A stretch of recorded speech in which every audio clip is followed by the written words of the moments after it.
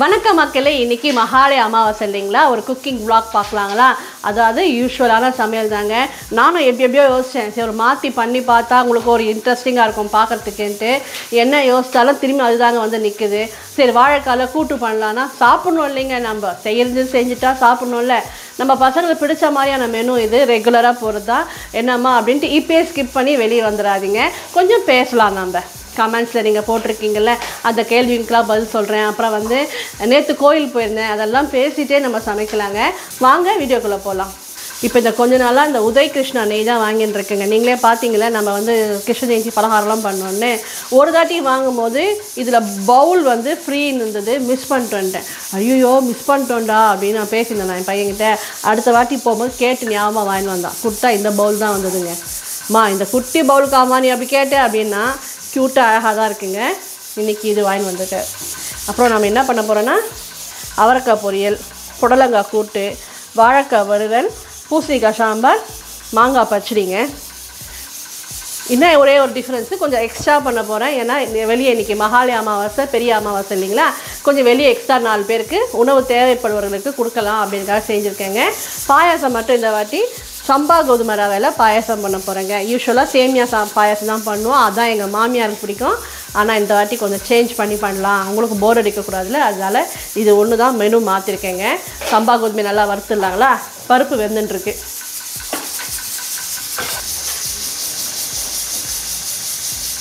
கொஞ்சம் தண்ணி சூடு பண்ணிக்கிறேங்க இதை நம்ம கொதிக்க வைக்கிறதுக்கு.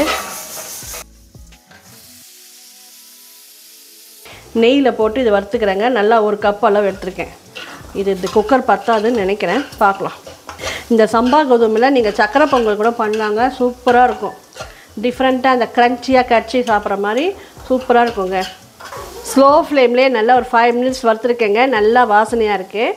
இப்போ நம்ம கொதிக்க வச்சுருந்தோங்களா தண்ணி, அதை எடுத்து ஊற்றிடலாம்.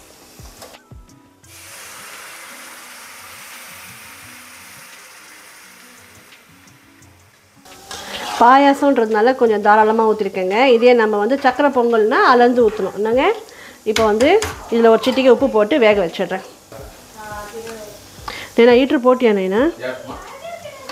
உட்காந்த மாதிரி காய் கொஞ்சம் அரிஞ்சிக்கலாங்க. அவரைக்காய் அரியறது எங்கள் மருமக பொறுப்பு. அப்புறம் வந்து நேற்று நான் ஷார்ட்ஸில் எந்த கோயில் போகலான்னு யோசிச்சுருக்கேன் அப்படின்னு சொன்னேன் இல்லைங்களா? அதில் வந்து கௌதம் ராமு அப்படின்றவர் வந்து திருவேற்காடுலேருந்து பக்கத்தில் தான் அம்மா பக்தவச்சல பெருமாள் கோவில், வாங்க அம்மா ப்ளீஸ் அப்படின்னு அனுப்பியிருந்தீங்க. நான் கோயில் போயிட்டு வந்து தாங்க உங்களோட கமெண்ட்டை பார்த்தேன். ஏதாச்சுமா நாங்கள் பக்தவச்சலம், அதாவது நீங்கள் திருநின்ற ஊரை தான் சொல்கிறீங்கன்னு நினைக்கிறேன். என்னென்னா வாயின் வந்துறியா? குழந்தை வேலை முடிஞ்சது போய் வாயின் வரியா? எந்த கோயில் போகலாம், ஆனால் கொஞ்சம் கூட்டம் இல்லாமல் இருந்தால் நல்லா இருக்குமே அப்படின்னு யோசிச்சுட்டே இருக்கும்போது பசங்க திடீர்னு ஒரு ஐடியா கொடுத்தாங்க. ஸ்ரீபெரும்புத்தூரில் இருக்க கோயில் போகலாமேம்மா அப்படின்ட்டு. சூப்பர் ஐடியா அப்படின்ட்டு ஒரு 3:30க்கெலாம் நாங்கள் நீ தான் 3:30க்கெலாம் கிளம்பிட்டோங்க. 4:45க்கெலாம் நாங்கள் போய் சேர்ந்துட்டோம். அப்போ கூட்டமே இல்லை. அப்போ தான் கோவில் திறக்கிற டைமிங் போகுது. இன்னப்போ 4 to 8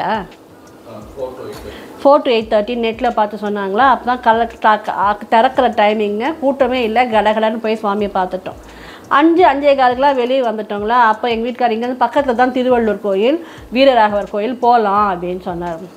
ஆசையாக தான் இருக்குங்க. ஆனால் கூட்டம் இன்றைக்கி அமாவாசைங்களா? அமாவாசைன்னா அங்கே இன்னும் சிறப்பாக இருக்கும், கூட்டமாக இருக்குங்க. நம்ம குழந்தைய வேறு இட்டுன்னு போயிருந்தோமா, முடியாது, கூட்டத்தில் மாட்டிக்க முடியாதுங்க அப்படின்னு சொன்னேன். உள்ளே கிட்ட போயிட்ட பிறகு சாமியை பார்க்காம நம்மளால் மனசே கேட்காதுங்க.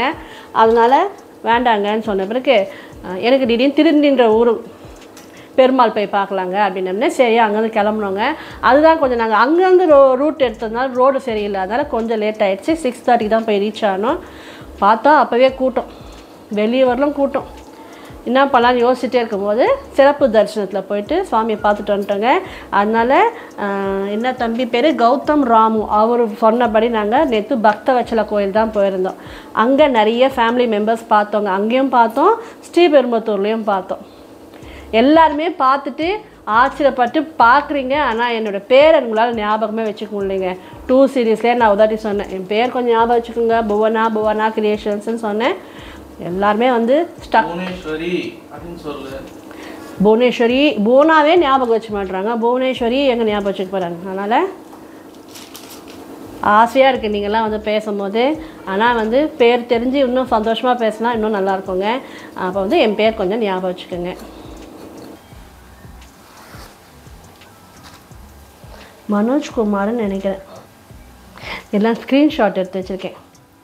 மனோஜ்குமார் அப்படின்ற தம்பி வந்து என்னன்னு சொல்லியிருக்காரு, அம்மா உங்கள் 2 சின்ன பையன்களை இருவரையும், அதாவது அம்மா உங்கள் சின்ன மகன்கள் இருவரையும் வீடியோவில் தயவு செய்து காட்டுங்கள், அப்புறம் ஏன் கமெண்ட் போடுங்க என்று சொல்கிறீர்கள் அப்படின்னு. தயவு செய்து காட்டுங்கள்னு சொல்லிவிட்டு அப்புறம் ஏன் கமெண்ட் போடுறீங்க அப்படின்னு வர திட்டார். அதாவது சின்ன மகனை காட்டுறேங்க, அப்புறம் வந்து 2வது பிள்ளை வந்து இன்னும் கொஞ்ச நாள் ஆகட்டுங்களே. ஏதோ நம்ம வீடியோஸ் எல்லாம் வந்து ஆஃபீஸில் இருக்கவங்களாம் பார்க்குறாங்களாங்க. அப்போ திடீர்னு ஒரு நாள் கேட்குறாங்க, டே இது உங்கள் அம்மாவாடா, நான் ஆல்ரெடி ஃபாலோ பண்ணுறேன்டா, அது உங்கள் அம்மான்னு தெரியாது அப்படிலாம் வந்து பேசிக்கிறதா சொல்கிறாருங்க. இன்னும் கொஞ்ச நாள் ஆகட்டும், அவர் வரமாட்டாருன்னு நினைக்கிறேன். சின்ன மகனை இந்த விளாகில் நீங்கள் பார்க்கலாம். வரியாடா? நீ வரிய? உன் முகத்தை காட்டு, உன் திருமுகத்தை காட்டுங்கோ. பூசணிக்காய் சாம்பாருக்கு அரிஞ்சிட்டேங்க. இந்த பாதி பூசணிக்காய் நிறுத்திக்கலாம். நான் குக்கர் மூடி வந்து இது 2ம் ஒரே பேருங்க. இது பேன்னு, இது குக்கர், ஆனால் ஒரே மூடி தான். பருப்பு இதை மூடி எடுத்து அதில் போட்டுட்டு வந்துடுறேங்க. இலை கொஞ்சம் பருப்பு எடுத்து வச்சுட்டுங்க. ரசத்துக்கு தக்காளியும் பருப்பு தண்ணியும் கொஞ்சம் எடுத்து வச்சிடலாம். இன்றைக்கி கொஞ்சம் பருப்பு எக்ஸ்ட்ரா போட்டிருக்கேன். நான் தான் சொன்னேன் இல்லைங்களா, கொஞ்சம் சமையல் எக்ஸ்ட்ரா பண்ண போகிறேன்னு. நம்ம சம்பா கோதுமை அதிலே பாதி வந்து போச்சுங்க. இருந்தாலும் நல்லா வேகணும் அப்படின்றதுனால மூடி போட்டு விசில் வச்சுருக்கேன். சும்மா ஒரு 5 மினிட்ஸ் ஆஃப் பண்ணிடலாங்க. சாம்பார் தாளிச்சிட்டு கூட உட்காந்துக்கலாம்.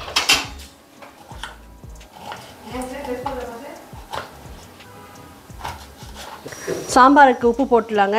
சாம்பாருக்கு உப்பு போடும்போதே நான் ரசத்துக்கு உப்பு போட்டுருவேன். அப்புறம் இந்த பருப்புக்கும் உப்பு போட்டு வச்சிடலாம். உப்பு இதில் போட்டுருக்கலாம்ல, அதுவும் ரசம் தானே. அது சாம்பார் ரசம் 2த்துக்குமே. பேரன் குளிச்சுட்டு வந்திருக்கார், ட்ரெஸ் பண்ணுறதுனால அழுதுனுக்கிறார்.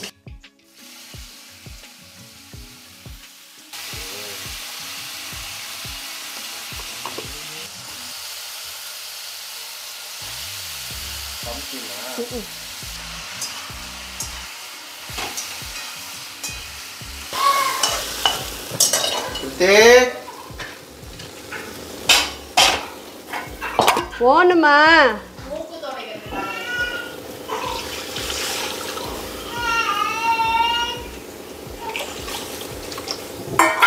உலைக்கு தான் தண்ணி வச்சுருந்தேங்க.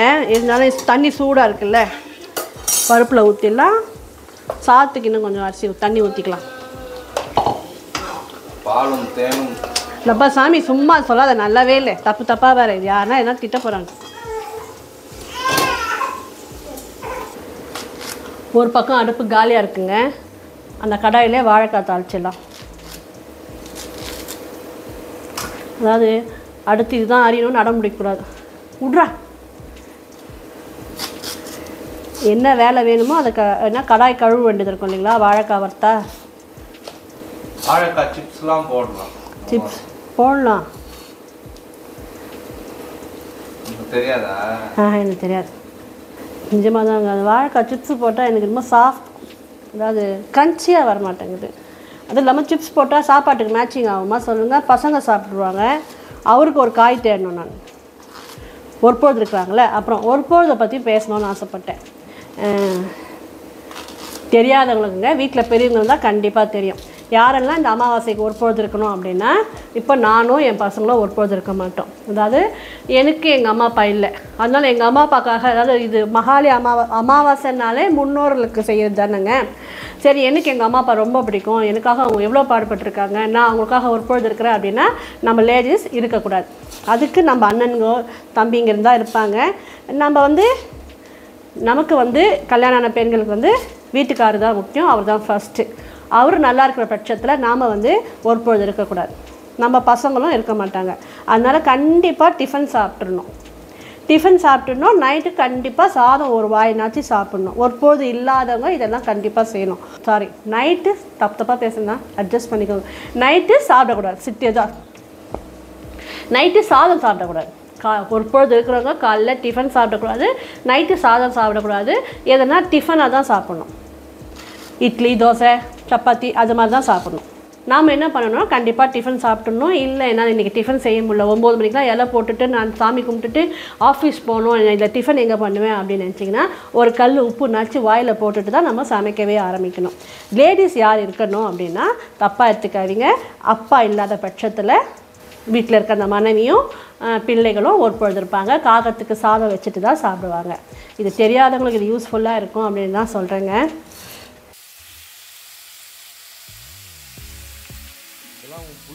சாம்பார் நல்லா கொச்சுன்னு இருக்குங்க. ஒரு அரிசி வச்சுருக்கேன். இது வந்து இலைக்கு பச்சரிசி வச்சுருக்கேங்க. இலைக்கு நம்ம அதாவது சாமிக்கு வந்து நெய்வேத்தியம் பண்ணுறது பச்சரிசி தான் வைக்கணும். பச்சரிசி வச்சுருக்கேன். புழுங்கல் அரிசியில் 2 ஊற வச்சுருக்கேங்க. நான் ஏற்கனவே சொன்ன மாதிரி கொஞ்சம் எக்ஸ்ட்ரா வேணும் இல்லைங்களா, அதுக்காக. வாழைக்காய் வறுக்கிறதுக்கு வேக வச்சுட்டு நம்ம பொடலங்காய் அரிஞ்சிக்கலாம். சுவாமிக்குன்னு செய்யும் போது அந்த சாப்பாடு அன்றைக்கி செம்ம ருசியாக இருக்கும். நீங்களாம் என்ன சொல்கிறீங்கன்னு கமெண்ட்டில் சொல்லுங்கள். நம்ம இத்தனைக்கும் அன்றைக்கி டேஸ்ட் பண்ணாமல் தான் சமைச்சிருக்கோம். செம்ம டேஸ்ட்டாக இருக்கும். அதுவும் பசியில் இந்த வாழை இலையில் சாப்பிடும்போது அன்றைக்கி சாப்பாடு அமிர்தமாக இருக்கும் இல்லைங்களா. நீங்களாம் என்ன நினைக்கிறீங்க கமெண்ட்டில் சொல்லுங்கள்.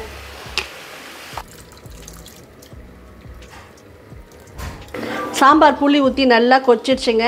ஆஃப் பண்ணிடுறேன். அப்புறமா பாத்திரத்தை பார்த்துக்கலாம். ஏன்னா எல்லாமே கொஞ்சம் அதிகமாக இருக்கிறதுனால பாத்திரங்கள் கொஞ்சம் யோசிக்கணும். பாத்திரம்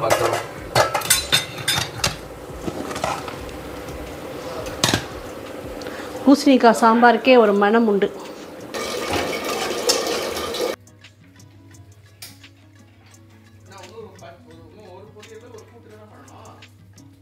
இந்தப்பா இந்த தண்ணி ஊற்றிட்டு மாதவா, இந்த தண்ணி ஊற்றிட்டு சும்மா கழுவிட்டு நீ அவரைக்காய் எடுத்து தள்ளிக்கும். வாழைக்காய் ரோஸ்ட் ஆகிட்டுருக்குங்க. 2-3 தடவை டிவைட் பண்ணி ரோஸ்ட் பண்ணிகிட்ருக்கோம். அப்புறம் அந்த பக்கம் வந்து வெள்ளம் கரைஞ்சின்ட்டுருக்கு. ஒரு சாதம் வடிச்சிட்டேங்க. இன்னொரு சாதம் அடுப்பில் ஏற்றிருக்கேன். இப்போ நம்ம வந்து கேப் கிடச்சிட்டுங்க. புடலங்காய் அரிஞ்சின்னு போயிடலாம். அவர் வந்து என் பையன் வந்து அவரைக்காய் அறிகிறார். மகாலயபட்சம் அப்படின்னு இப்போ எல்லோரும் சொல்கிறாங்க. அதை பற்றி நம்ம சின்ன வயசுலலாம் கேள்விப்பட்டதோடு இல்லைங்க. நம்ம அம்மா அப்பா அதை ஃபாலோ பண்ணதும் இல்லை. அமாவாசை, மகாலய அமாவாசை, பெரிய அமாவாசைன்னு அன்றைக்கி வடை பாயசம் பண்ணி சாமி கும்பிடுவாங்க. இப்போ தான் வந்து இதெல்லாம் நம்ம கேள்விப்படுறோம். அப்புறம் வந்து இந்த காய் சமைக்கக்கூடாது, அந்த காய் சமைக்கக்கூடாது அப்படிலாம் கேள்விப்படுறோங்க. நம்ம அம்மா அப்பா எப்படி ஃபாலோ பண்ணாங்களோ அதுதான் நம்ம ஃபாலோ பண்ணிட்டுருக்கோம். மகாலயபட்சம்லாம் நமக்கு இல்லைங்க. அதாவது எங்களுக்கு இல்லை, உங்களில் யாருக்கு இருக்குன்னு எனக்கு தெரியலைங்க.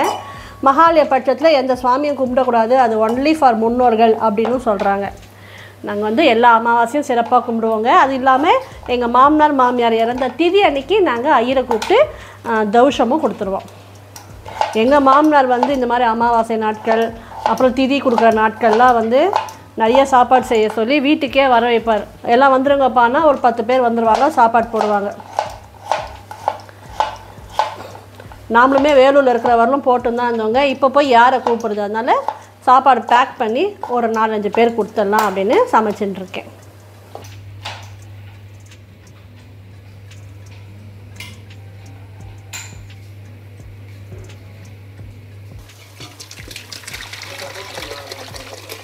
பாத்திரம் எடுக்காமல் வேலை ஆகாதுங்க. அதனால் இதை கழுவி உள்ளே வச்சுட்டு இருந்தேன், திரும்பி எடுத்துட்டேன். இந்த சாம்பார் இதில் ஊற்றிட்டா தான் இதில் கூட்டுக்கு வேக வைக்க முடியும். இல்லை பாயாசம் எவ்வளோ பெருசு இருக்குது, எவ்வளோ அது வெந்து வந்திருக்குன்னு பார்த்தா பாயாசம் இதில் மாற்றிட்டு அதில் கூட கூட்டு பண்ணிக்கலாம். இதில் நம்ம பாயாசம் பண்ணால் பத்தாதுங்க. பெரிய குக்கரில் மாற்றிட்டு இதில் நம்ம கழுவிட்டு குக்கர் போட்டுக்கலாம். பெரிய குக்கர் கழுவி கொண்டு வந்துடுறேன்.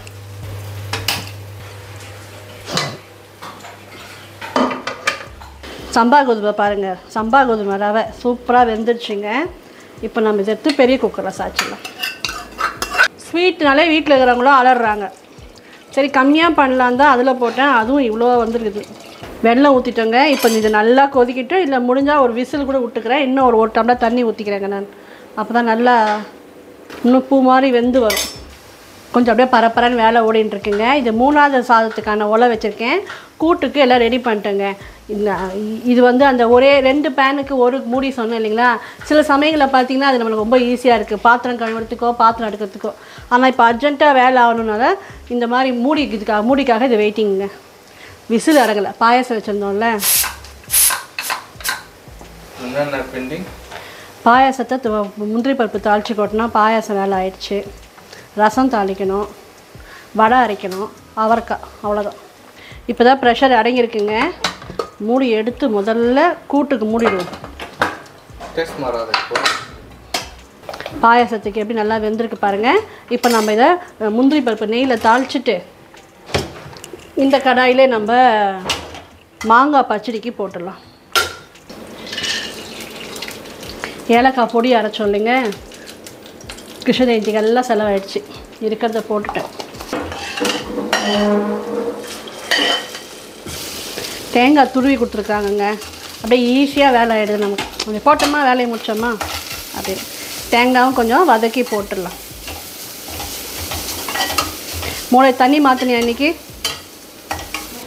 தேங்காயும் நெய்யில் ஓரளவு வதக்கியிருக்கேங்க. இப்போ இதில் சேர்த்துட்டு இந்த பாயசத்தை இப்போ நல்லா ஒரு தடவை கொதிக்க விடலாம். அப்போ தான் அந்த ஏலக்காய் ஃப்ளேவர்லாம் அதில் இறங்கும். விடு விடு. இப்போ பார்க்கறதுக்கு பாயசமாக டெக்ஸ்சர் வந்துடுச்சிங்களா? நீங்கள் செஞ்சதுலன்னா ஒரு தாட்டி கண்டிப்பாக செய்து பாருங்கள். ஆனால் எப்பயும் சொல்கிற மாதிரி சின்ன ஃபேமிலியாக இருந்தால் சின்ன டம்ளர் போட்டிங்கனாலே உங்களுக்கு சரியாக இருக்கும். இல்லை எனக்கு இன்னும் அளவு சொல்லுங்கள் சின்னதாக அப்படின்னா இந்த மாதிரி கரண்டி எடுத்துக்கோங்க. கரண்டியில் 1 போடுங்க, ஒரு 2.5 கரண்டி வெல்லம் போடுங்க, சரியாக இருக்கும். இப்போ ஒரு கொதி வரட்டுங்க. என்ன சொன்ன? கரண்டியில் 1 போடுங்க. ரசத்துக்கு எல்லாம் ரெடியாக இருக்குங்க. தாளிக்கிறது தான். நம்ம அதுக்குள்ளே வடை மாவு ஆட்டிக்கலாம். ஒருத்தர் வந்து வடை மாவு ஆட்டுறது காட்டுங்கம்மா மிக்ஸி ஜாரில் அப்படின்னு சொல்லியிருந்தீங்க. டீட்டெயிலாக சொல்கிறேன்னா இல்லையான்னு தெரியலைங்க. எப்படியும் ஒரு 1லேருந்து 1.5 ஹவர் வந்து நீங்கள் ஊற வச்சுடுங்க. கொஞ்சம் பச்சரிசி போட்டு ஊற வச்சுருக்குங்க. அப்புறம் வந்து இப்போது நான் எப்போவுமே பச்சை மிளகாய் இஞ்சி இதிலே ஆட்டிடுவேன். போட்டுட்டேன்னா 2 கை போட்டால் போதுங்க. நம்ம மிக்ஸி ஜாரில் பாதி இருக்கிற மாதிரி போட்டால் போதும். அப்புறம் இதிலே நான் உப்பு போட்டுடுவேன். ஒரு சிலர் வந்து உப்பு அப்புறம் போடுங்க அப்படிலாம் சொல்கிறாங்க. நான் இப்படி தான் ஆட்டுவேங்க. அதிலே உப்பு போட்டுடுவேன்.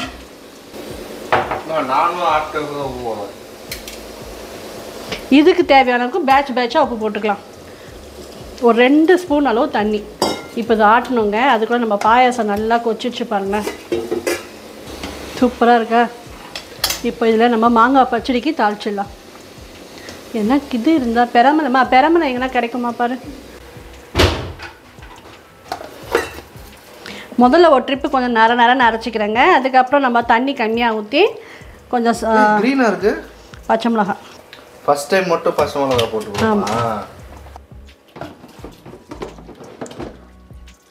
நான் கூட்டுக்கு சூப்பராக இருக்கும் பார்க்க. இன்னும் கொஞ்சம் வேகணும். திட்டணும்ல மூடி சரி பத்தல் கிடைக்கலன்னு கோச்சிக்கு இன்னும் வேகாமக்கிறாங்க. இன்னும் 2-3 மினிட்ஸ் வைக்கலாம். அப்புறம் வந்து சாதம் அப்பப்போ சைட் பை சைட் சாதம் வெந்துக்கிட்டான்னு பார்க்கணும். வெளியே கொடுக்குறோம்ல, குழஞ்சி கொடுத்தா அவங்க திட்டுவாங்க. ரொம்ப நெட்டாகவும் கொடுக்க முடியாது, வயசானவங்க தான் சாப்பிடுவாங்க. பார்த்து பக்குவமாக வடிக்கணும். 2ஆவது ட்ரிப் அரைச்சிருக்கேன். அது கொஞ்சம் சாஃப்டாக அரைச்சிருக்கேன்.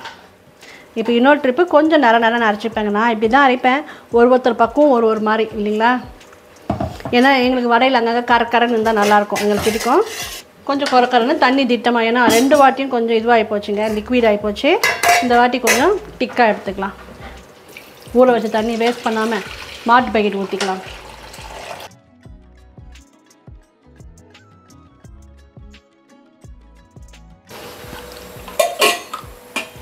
என்ன பண்ணுறீங்க?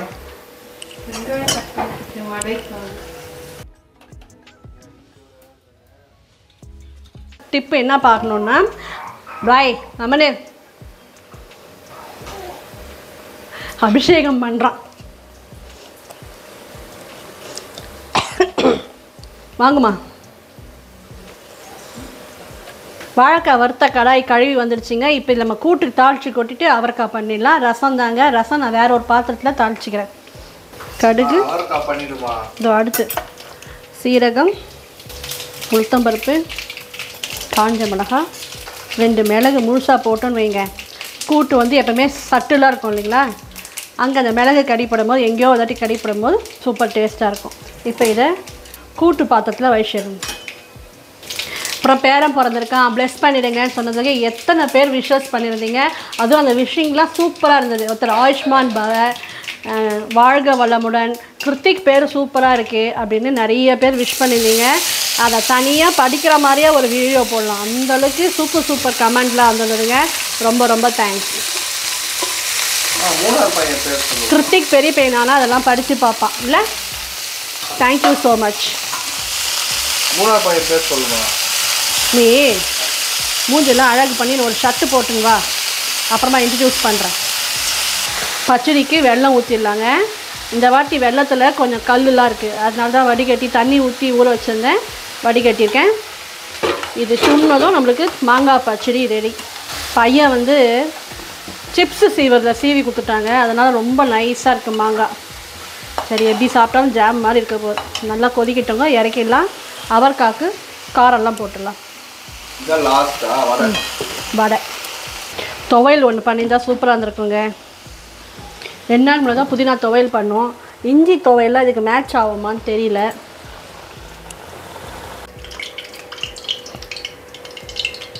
நம்ம பிளான் பண்ண மாதிரி எல்லா சமையலுமே முடிச்சிட்டோங்க. ரசம் தாளிச்சிருக்கேன், கொதிக்குது. இப்போ வடை போடணும். என்ன சமைச்சிருக்கேன் நீங்கள் பார்த்துட்டு அடுத்து நம்ம சாமி கும்பிட்டுட்டு எங்கள் வீட்டுக்கார் சாப்பிட்ட பிறகு பேக்கிங் அப்போ பார்க்கலாம். இது வந்து சம்பா கோதுமை ரவை பாயாசம். யூஸ்வலான சமையல் தானேம்மா அப்படின்ட்டு இந்த விலாகை ஸ்கிப் பண்ணிவிட்டு வெளியே வந்துடாதீங்க. கொஞ்சம் பார்த்து எனக்கு சப்போர்ட் பண்ணுங்கள். அப்புறம் பருப்பு சாதம் ரெடியாக இருக்குங்க.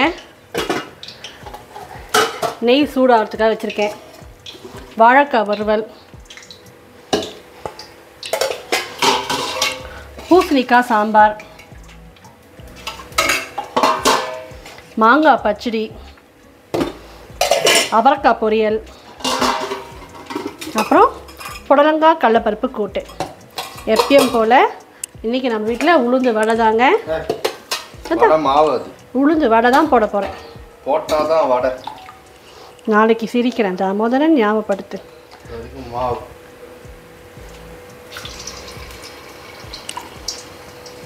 நல்லா சாஃப்டாக வந்திருக்குங்களா? மேலே மொறுன்னு நீங்களும் ட்ரை பண்ணி பாருங்கள். அப்புறம் வந்து சர்வ் பண்ணும்போது பார்க்கலாம். பாப்பா மின்னல் இவன் தாங்க எங்கள் 3ஆவது பையன். நல்லவ மாதிரி நடிக்கணும், விபதிலாம் வச்சுக்கணும். அவ்வளோ நல்லவெல்லாம் இல்லைங்க. இவன் தான் 3ஆவது பையன். இப்போதைக்கு இவர் தான் கேமரா ஹேண்டில் பண்ணியிருக்கிறார்.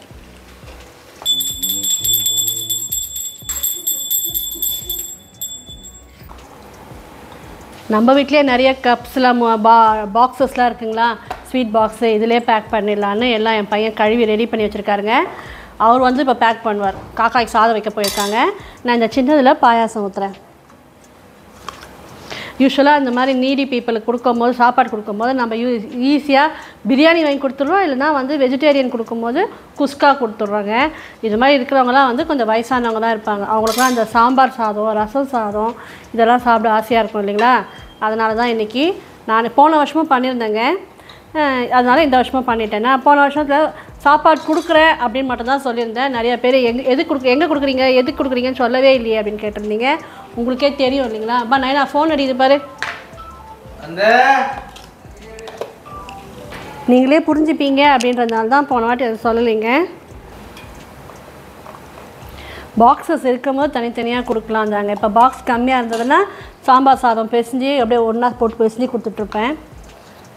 அதாவது இப்போ நாமளே முடித்தா கடகடன்னு பேக் பண்ணிடலாம். பையன் வரட்டோன்னு மொல்ல பண்ணிட்டுருக்கேன். ஏன்னா அவங்களுக்கும் தெரியணும் இல்லைங்களா, இந்த மாதிரி 4 பேர் கொடுக்கணும் அப்படின்றதுனால. அதனால் அவரும் செய்யறதுக்கு ஆர்வமாக இருக்கும்போது வந்து செய்யட்டும் அப்படின்னு தான் வெயிட் பண்ணுறேன்.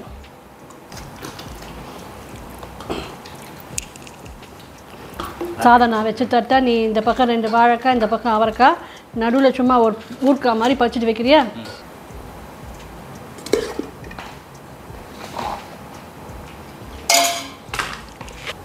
சாதங்க இதிலே காய்கறிகள்லாம் இருக்குது.